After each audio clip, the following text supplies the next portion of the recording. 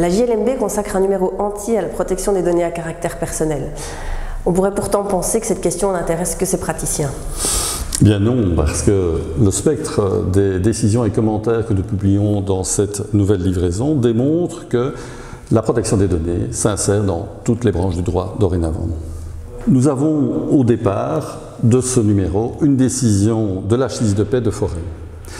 Quel est l'objet de cette décision? C'est une réclamation d'une surtaxe par la STIB vis-à-vis d'un de ses utilisateurs qui refuse de systématiquement passer son abonnement mobile. Il a donc bien un abonnement, mais il refuse de le passer systématiquement parce qu'il a peur d'être suivi de façon géolocalisée par ce biais. Et qu'a décidé le juge de paix? Alors, vous pourrez le découvrir vous-même, même si vous n'êtes pas abonné, ce qui est une erreur, mais vous pourrez le découvrir parce que cette décision est en accès gratuit. Mais en résumé, le magistrat va suivre les deux moyens de violation de la protection de la vie privée dans un raisonnement qui est très fin. On voit un magistrat qui maîtrise vraiment la législation. Pour ma part, je me limite dans mon commentaire à revenir sur les notions d'anonymisation et de pseudonymisation. En effet, la STIB invoquait ne pas être dans le champ d'application du RGPD en disant qu'une de ces bases de données qui était critiquée était anonyme. Le magistrat, très justement, va démontrer que dès lors qu'on peut croiser les deux données, on peut réidentifier les personnes dans cette liste. Et donc, la base de données dont on parle ici est pseudonymisée et pas anonymisée. Et donc, le RGPD s'applique. C'est la raison pour laquelle le magistrat a pu refuser la demande sur le fondement du RGPD. Une autre décision concerne un licenciement fondé sur l'utilisation des données de géolocalisation d'un véhicule de fonction, l'employeur estimant que le travailleur ne remplissait pas la mission confiée sur la base de l'analyse de ses déplacements. Effectivement, le débat porte ici sur la légalité du moyen de preuve. Le magistrat va décider que la jurisprudence Antigone vaut pour le droit pénal et pas pour le droit social. Cette décision est annotée par Karen Rosier. Une décision de la Chambre contentieuse de l'autorité de protection des données porte sur une question qui relève a priori plus du droit administratif, à savoir le droit pour un citoyen de connaître les motifs à l'origine d'une décision de retrait d'une fonction au sein de la commission médicale provinciale du Limbourg. Oui, l'autorité de protection des données va interpréter cette demande de prise de connaissance comme en réalité étant une demande d'accès aux données à caractère personnel de la personne concernée et qui, en définitive, à l'estime de l'autorité de la protection des données, a été refusée indûment. Donc Thomas Espel analyse la façon dont on peut exercer ce droit d'accès, donc qui peut être utilisé, on le voit à première vue, dans des domaines étrangers à la protection des données, mais il analyse également les limites à ce droit d'accès, et donc cette analyse sera utile aux praticiens de toutes les branches du droit. Sans doute, mais est-ce que cette décision n'a pas été annulée par la Cour des marchés, et a-t-elle encore réellement de l'intérêt après cette annulation ? Effectivement, elle a été annulée par la Cour des marchés, mais uniquement pour des questions de motivation. La portée du droit d'accès n'a pas du tout été remise en cause par la Cour des marchés.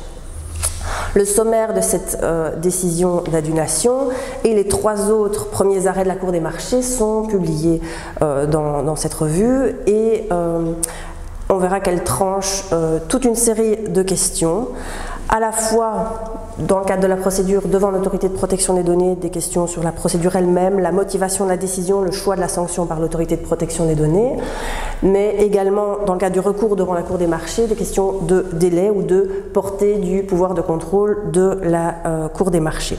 Donc je fais l'analyse de toutes ces questions qui sont déjà tranchées dans une note. Ensuite, une décision de la Chambre contentieuse en matière de déréférencement par Google des résultats du moteur de recherche qui concerne une personnalité publique. En quoi est-elle intéressante ? Elle est vraiment intéressante parce qu'elle a vraiment une visée pédagogique, elle a un très beau raisonnement. Elle commence par définir la notion de jouer un rôle dans la vie publique, puis elle va appliquer concrètement les critères pour aboutir partiellement à un refus, pour partie à une acceptation du déréférencement. Elle est vraiment très utile pour le praticien. C'est vraiment un guide qui va pouvoir l'aider à servir ses clients. Enfin, tu nous proposes un commentaire de la décision dite Schrems II prononcée cet été par la Cour de justice de l'Union européenne. En effet, parce que cette décision est une décision majeure. On le sait, pour transférer des données d'Europe vers un pays tiers, il faut bénéficier d'un certain nombre de garanties. Si nous n'avons pas ces garanties, le transfert est interdit. La première des garanties, c'est d'avoir une décision d'adéquation. La Commission européenne a décidé qu'une vingtaine de pays assuraient un niveau de protection adéquat et que donc les données pouvaient être transférées.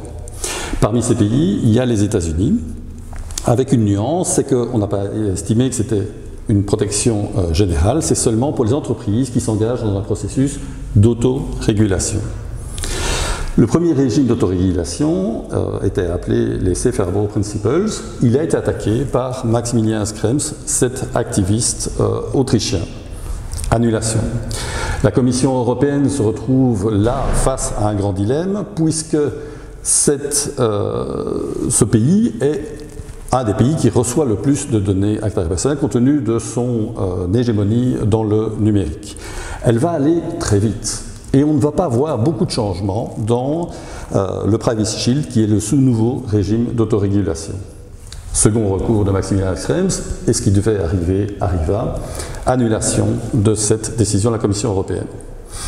Alors que faire maintenant que nous n'avons plus cet outil?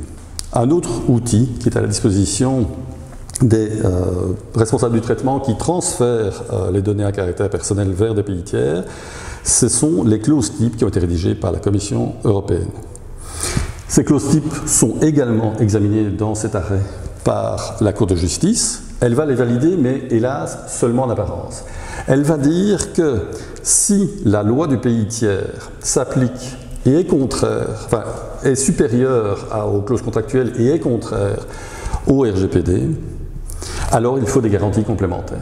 Mais qu'est-ce que ces garanties complémentaires? À ce stade, personne n'a été capable de dire ce qu'elles étaient. On attend des lignes directrices du Comité européen sur la protection des données. On peut craindre qu'il n'y aura pas grand-chose qui sorte réellement de concret. Peut-être qu'en fait, ça va simplement accréditer la nouvelle politique de la Commission européenne qui vise à la souveraineté de l'Europe sur ces données et à ce qu'elles ne soient plus transférées vers des pays tiers. À suivre donc par les praticiens.